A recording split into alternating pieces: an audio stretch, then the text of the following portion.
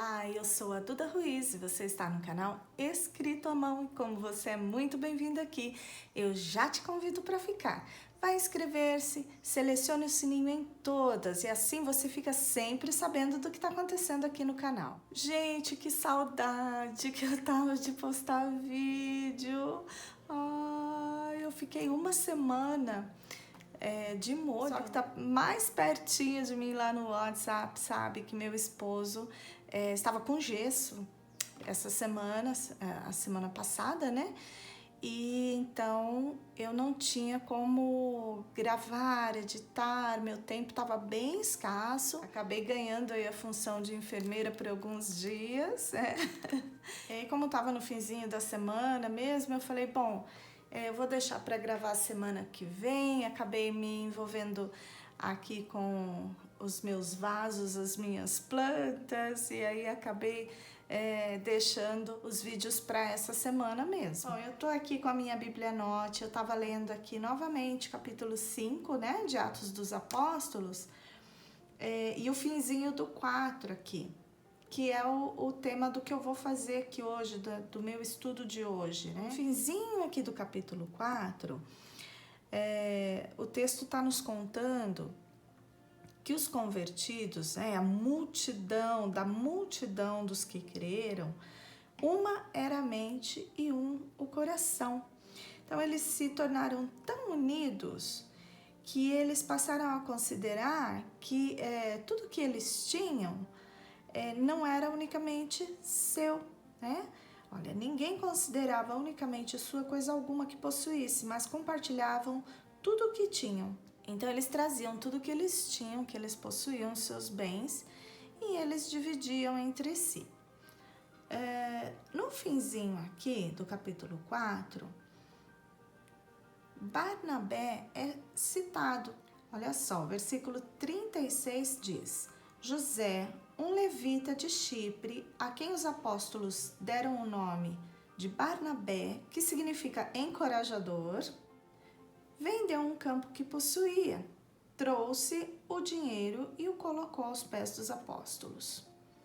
Esse versículo aqui precede um acontecimento bem drástico. A gente vê que Barnabé significa encorajador, ou seja, essa pessoa, ele trazia encorajamento para os irmãos, ele era um influenciador, um encorajador, ele trazia coragem, dava coragem, O encorajador é aquele que te dá aquele empurrãozinho para fazer as coisas, né? E os apóstolos o apelidaram dessa forma, o chamaram dessa forma. E olha que interessante, o versículo está justamente falando que ele vendeu um campo que ele possuía, trouxe o dinheiro e o colocou aos pés dos apóstolos.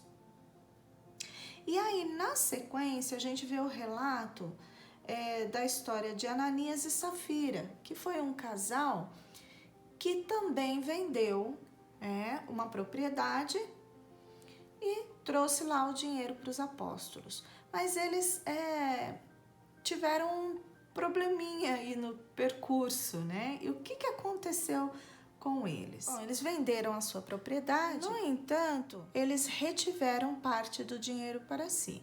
E se a gente não presta atenção aqui no texto, a gente acaba entendendo que o pecado deles foi reter uma parte do dinheiro para eles. Mas, na verdade, aqui, o pecado deles foi mentir para o Espírito Santo de Deus. Bom, vamos ler para a gente entender o que aconteceu com esse casal?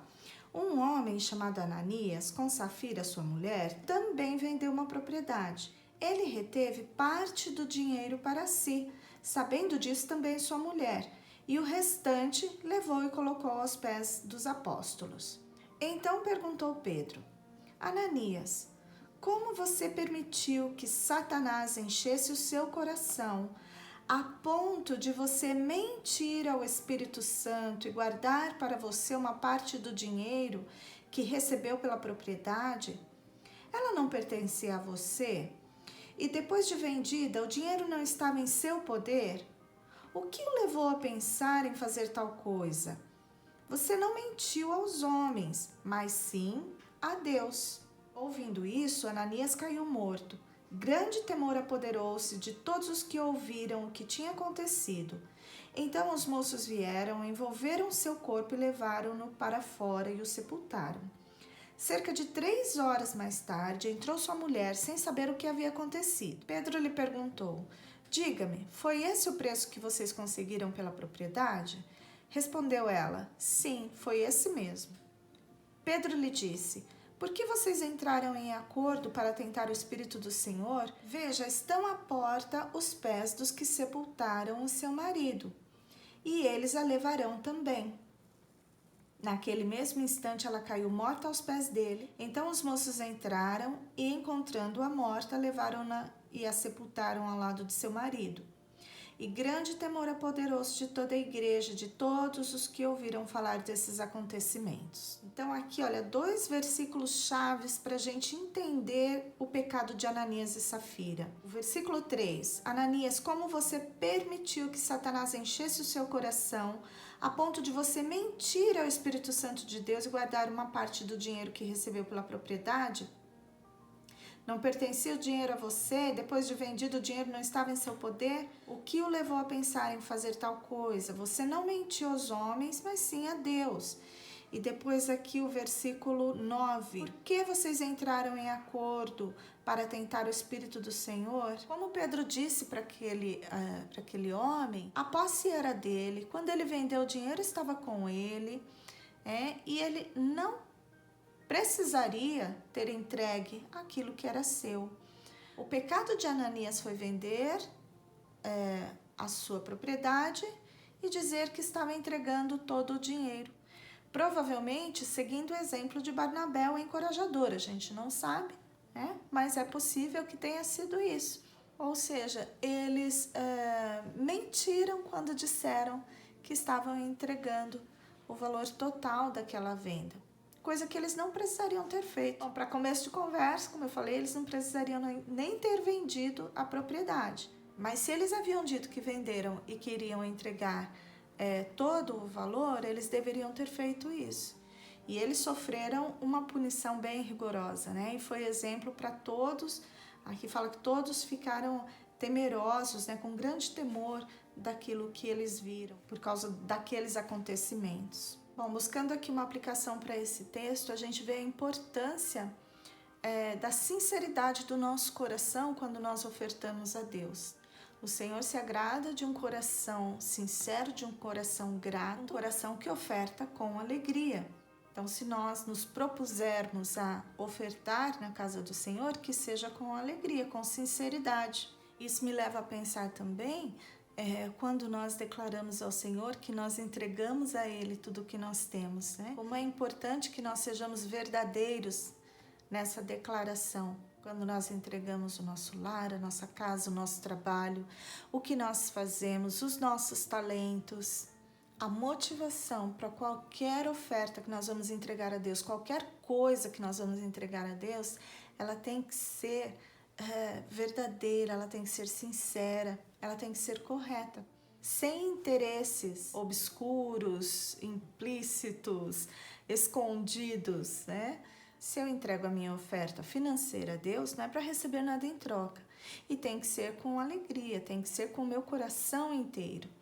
Se eu oferto os meus talentos ao Senhor, seja na área do louvor, seja em qualquer outra área aqui de arte, porque às vezes é muito perigoso a motivação com que nós fazemos as coisas, Então, eu posso estar falando com a minha boca que o que eu estou fazendo é para Deus, mas no meu coração, talvez eu esteja retendo uma parte para mim mesma, ou de reconhecimento, ou de fama, ou de qualquer outra coisa que seja, qualquer outra área. Eu não posso reter.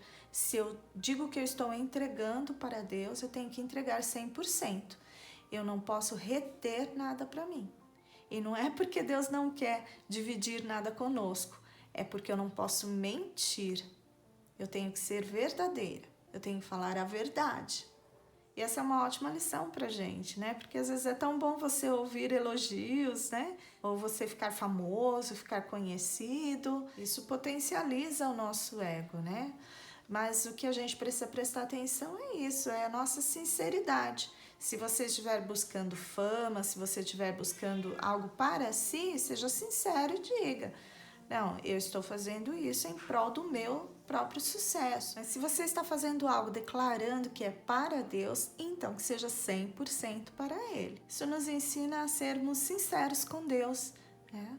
Mesmo diante da possibilidade de uma carreira artística, né? Um cantor cristão, por exemplo, que é um assunto que está bem em alta, né? O pessoal tem comentado bastante na internet. Eu penso que um artista, para ele se manter, ele vai precisar de subsídios, ele precisa de uma instrumentação boa, ele tem uma equipe de funcionários a serem pagos, transporte, que geralmente é aéreo. Então, ele precisa custear, né, todos os seus gastos. E esse dinheiro precisa vir de algum lugar. Então, o cantor gospel, ele vai precisar cobrar, por aquilo que ele vai fazer. O que todos acham errado, que eu acredito que seja da forma que vocês pensam também, é a cobrança abusiva, é aquilo que passa do ponto, né? Que perde a mão. E vai além do custo necessário, porque se é um ministério, se você está fazendo para Deus, né? Então você não vai reter para você, concorda? Quando você vai reter para você, eu acho que tem que ser justo. A Bíblia fala que o trabalhador é digno do seu salário. Assim como um pastor, ele precisa de ajuda financeira, ele precisa ter um salário. O cantor, ele precisa receber também para poder se locomover, para poder ter o seu equipamento, a sua equipe. Mas a gente entende que tudo isso tem que ser feito com equilíbrio. Bom, vou fazer a minha página aqui. Fica comigo mais um pouquinho.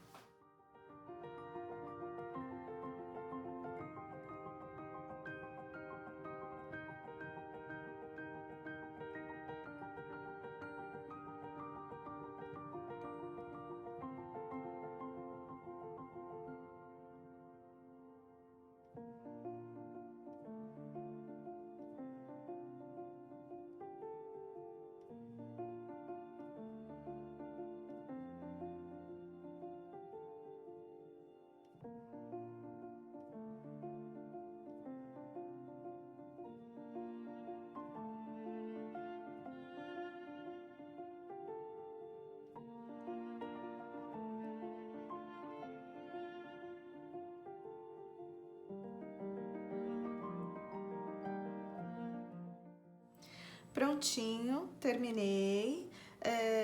Eu destaquei aqui a palavra encorajador, que eu me sinta encorajada por bons exemplos, mas minhas intenções devem ser verdadeiras, que a minha motivação não seja ter a minha fé ou usar a minha fé como um ticket. Que eu não use a minha fé de forma incorreta, com a motivação incorreta, né? Que ela não seja um ticket para qualquer outra coisa que não seja o céu. Que ela não seja uma vitrine em que se mostre algo que não é verdadeiro. Porque o mais importante para mim é agradar ao meu Deus, honrar o Espírito Santo. Tu és tudo para mim. Espero que vocês tenham gostado. Um estudinho de retorno aí aos nossos vídeos. Espero que amanhã eu consiga gravar também. Então fiquem aguardando aí, fiquem na expectativa, tá bom? E acompanhem sempre as notificações. Beijo, beijo, até o próximo vídeo.